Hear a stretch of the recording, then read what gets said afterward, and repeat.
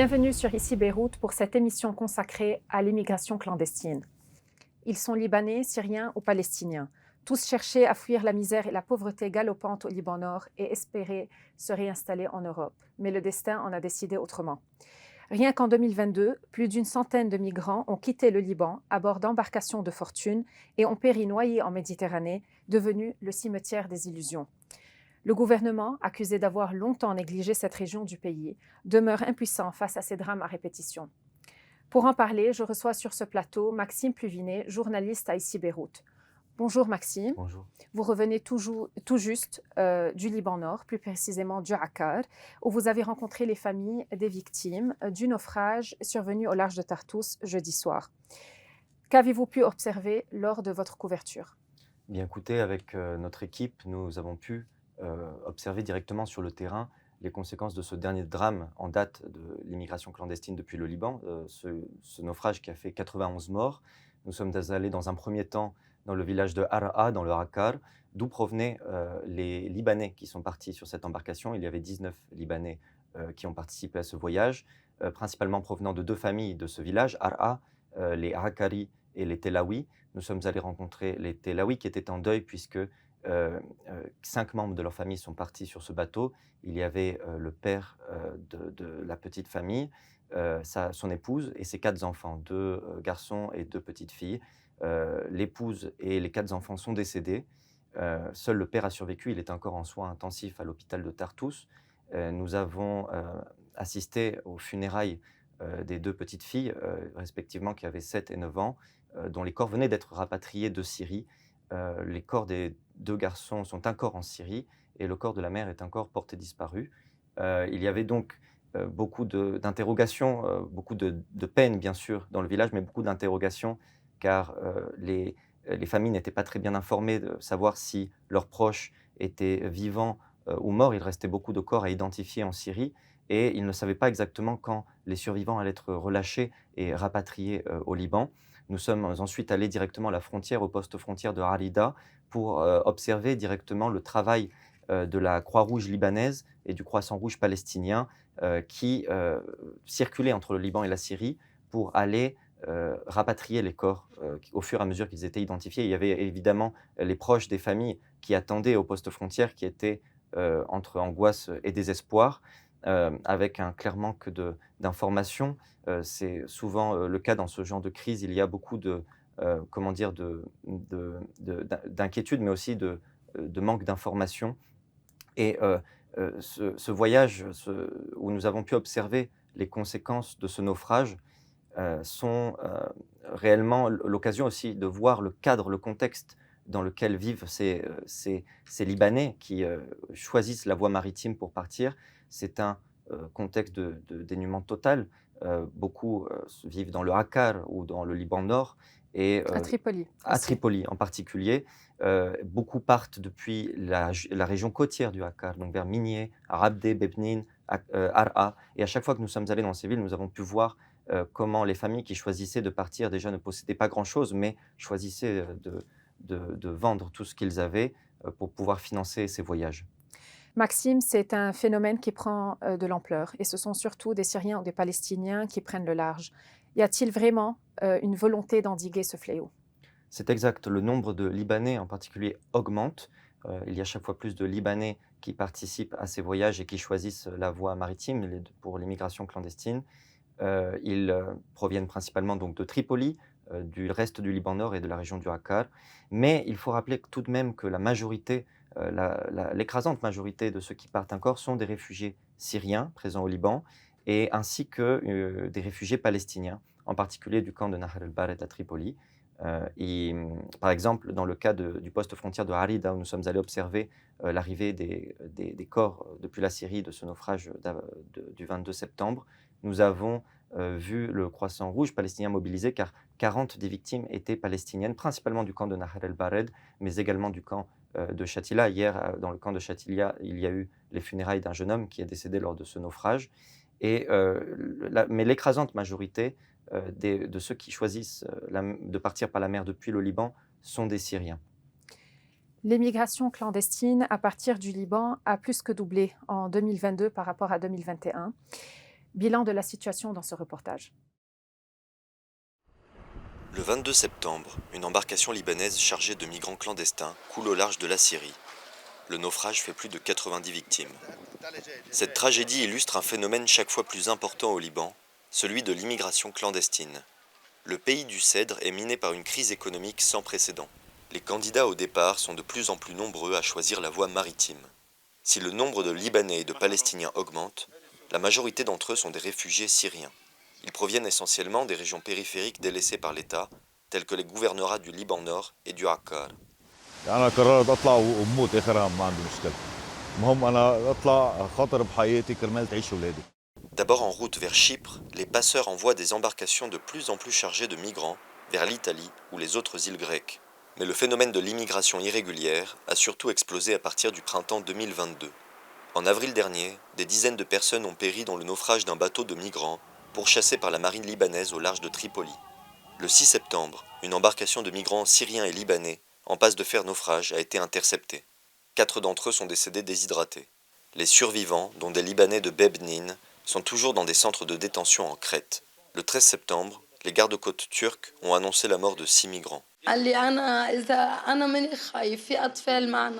أنا الشيء الوحيد اللي خايف منه يموتوا أطفال قدامي، إذا ماتت أطفال قدامي ما بقعد بتحمل هذا اللي صار معه، وقت ماتت الأطفال قدامهم ما تحملوا زاد حاله بالماء. Malgré l'arrestation de certains passeurs, les départs des bateaux de la mort s'intensifient alors que l'hiver approche. Nous avons vu dans votre reportage l'ampleur de ce phénomène, largement lié aux conditions de vie au Liban Nord, donc pauvreté, précarité, désespoir. Comment est-ce que vous expliquez ce phénomène sur le plan politique? C'est un phénomène très complexe car la crise économique sans précédent qui frappe le Liban frappe toutes les régions du Liban depuis le 2019, mais c'est en effet en particulier dans les périphéries nord, en particulier vers Tripoli, le Liban Nord en général et le gouvernorat du Akkar qui sont les plus touchés par ce phénomène. Et il y a un clair désintéressement politique, une claire inaction de la part des autorités, car par exemple, Tripoli est la ville d'origine de certains hommes politiques des plus riches du Liban, et pourtant c'est la ville d'où partent la majorité des migrants libanais et syriens. Il y a donc un manque clair d'action, surtout que lorsque sommes allés observer la frontière lors de ce drame du naufrage au large de Tartous, il n'y avait aucune autorité libanaise. Quelques éléments de l'armée libanaise étaient présents pour maintenir l'ordre, mais il n'y avait pas de visite d'officiels, il n'y a pas de nouvelles de la part du consul libanais qui est en charge normalement de rapatrier les Libanais qui sont encore présents en Syrie. Et les habitants, en parlant, quand nous avons parlé avec les habitants, il y a une claire colère de leur part, car ils ne voient à aucun moment les autorités s'intéresser à leur cas. Sauf évidemment au niveau local, il y a les Mortara qui agissent envers leur communauté. Par exemple, quand nous sommes allés couvrir les manifestations des habitants de Bebnin, dans le Akkar, qui avaient protesté contre l'arrestation de certains Libanais par les autorités crétoises et qui voulaient absolument avoir des nouvelles d'eux, eh bien les Mortaras sont descendus avec les habitants, mais les Mortaras ont appelé aux autorités centrales, en particulier de Beyrouth, au niveau étatique, et ils ont le clair sentiment que le nord est une périphérie délaissée par l'État centraliste libanais. Pour en savoir plus, vous êtes parti à la rencontre d'un ancien député de Tripoli, Misbah al-Ahdab. Voici votre entretien.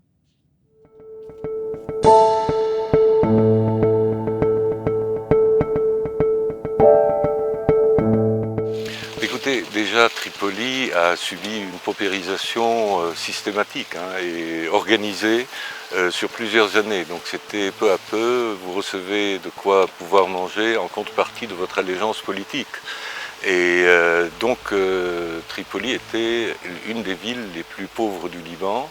Et d'ailleurs, elle est devenue la ville la plus pauvre au bord de la Méditerranée à cause de la politique des grands leaders sunnites qui représentaient Tripoli et qui étaient au pouvoir de façon continue.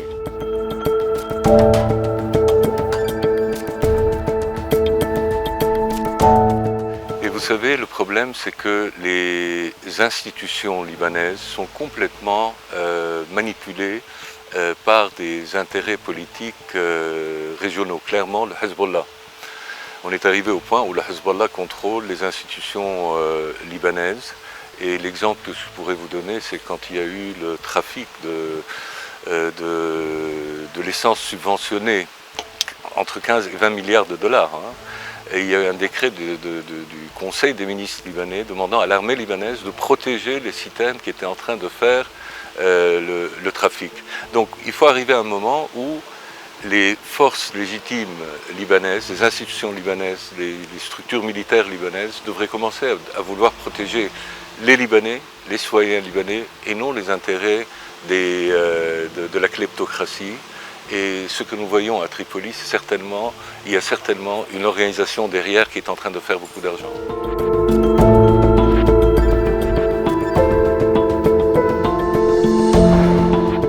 Alors il y a plusieurs facteurs. Il y a avant tout, il faut dire que dernièrement, le désespoir et le désarroi ont atteint un paroxysme. Parce que bon, on est dans un pays qui depuis 3 ans et demi est en train de subir une déconfiture totale à tous les niveaux économiques, sociaux, et rien n'est fait. Donc aucune perspective. C'est comme si on était dans un grand tunnel noir sans lumière à la fin.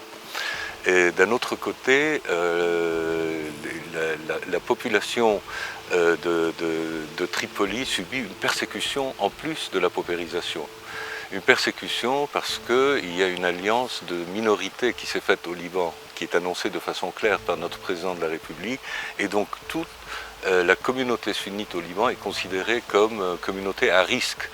Donc pour être pratique, il y a des documents qui s'appellent documents de liaison ou documents de submission avec lesquels, par un délateur, on peut faire venir n'importe quel jeune homme, le mettre en prison et puis après voir s'il y a quelque chose ou pas.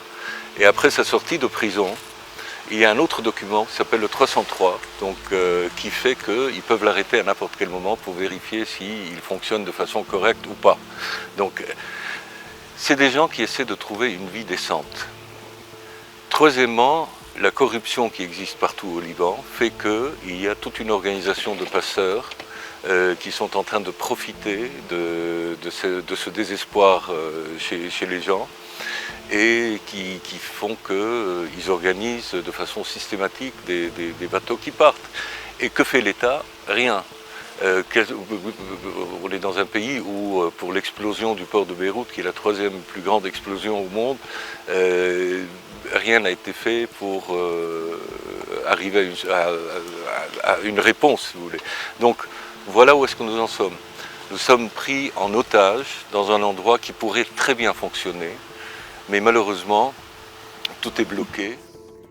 Clairement, les autorités libanaises sont quelque part responsables de ces drames à répétition dans une région délaissée et marginalisée depuis plusieurs décennies. Un terrain fertile pour les passeurs et les organisations clandestines. Justement, Maxime, vous réalisez une enquête sur le sujet. Écoutons tout d'abord un extrait de votre documentaire. هلا بالاول كانت كثير صعبه علينا كان طرادات الجيش وخفر السواحل يشددوا عليك يلاحقوك بس دايما هون بلبنان كيف ما بعمل بتلاقي مفتاح فبيجيك ضابط من هون ضابط من هون هيدا بتعطيه شوي من هون ترضيه هيدا من هون بتقطع واذا ما دفعت ما رح تقطع. D'après votre enquête, les forces de sécurité semblent fermer les yeux sur ce départ clandestin. Qu'est-ce que le passeur vous a raconté? Et est-ce que les opérations menées par la police sont vraiment efficaces? Tout d'abord, je souhaiterais clarifier qu'avec notre équipe, lorsque nous avons rencontré ce passeur pour l'interviewer ou parlé avec d'autres passeurs qui n'ont pas accepté une interview filmée, nous avons compris très rapidement qu'il y a vraiment 2 volets dans l'immigration clandestine au Liban. D'une part, il y a la voie maritime dont nous sommes en train de parler aujourd'hui, et puis il y a ce que les propres passeurs appellent la route de la contrebande, du Terlib, et donc par la Syrie et par la voie terrestre. Ce sont 2 ramifications, tout porte à croire que ce sont 2 organisations tout à fait différentes. L'une, la voie clandestine par voie terrestre, la voie de la contrebande, est très organisée depuis le début au moins de la guerre civile syrienne et peut être comparé à une sorte de réseau mafieux et structuré, avec des contacts en Turquie et en Europe. Ce qu'on observe au Liban, ce n'est pas du tout cela. Ce sont des petites cellules, pour les appeler ainsi, de quelques individus qui ne sont pas du tout organisés à la manière d'un réseau. Par exemple, ils n'ont pas de contact en Europe pour faire la liaison. Ce sont souvent des petites cellules de 2 ou 3 individus. Ce qui est tout particulièrement éloquent à ce niveau-là, justement, par rapport à l'action des forces de police et de l'armée libanaise. Il y a les forces de sécurité intérieure qui ont publié les chiffres des arrestations de passeurs de 2021 et de 2022. En 2021, ils ont arrêté 7 passeurs. Ce chiffre a triplé en 2022 pour atteindre 21 passeurs arrêtés. Mais ce chiffre est très bas, en fait, en termes absolus. Et surtout, par opération, il n'arrête que 1, 2, voire 3 individus maximum. Et c'est ce qui correspond à notre interview avec ce passeur quand nous avons parlé avec lui. Ce sont des petites cellules de personnes libanaises, voire palestiniennes, qui ont commencé ce négoce qu'à partir de 2019, de la crise économique, face à une demande qui est née de la part de personnes qui voulaient rallier l'Europe.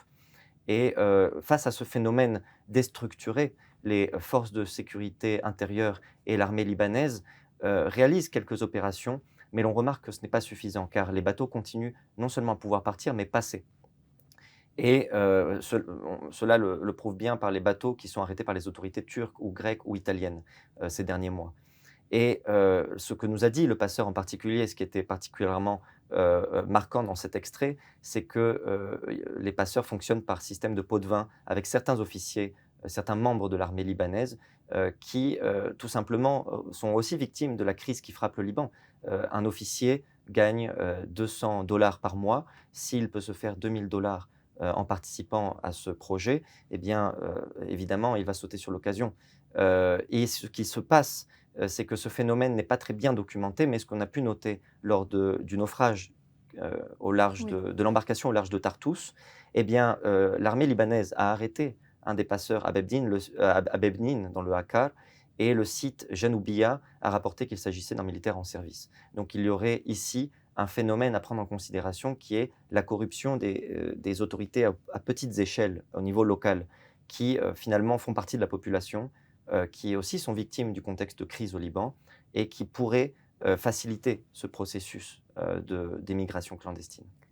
Merci Maxime pour Merci ce à vous. témoignage. Et merci à vous de nous avoir suivis sur Ici Beyrouth. Vous pouvez revoir l'intégralité de cette émission spéciale sur tous nos réseaux sociaux. À très vite.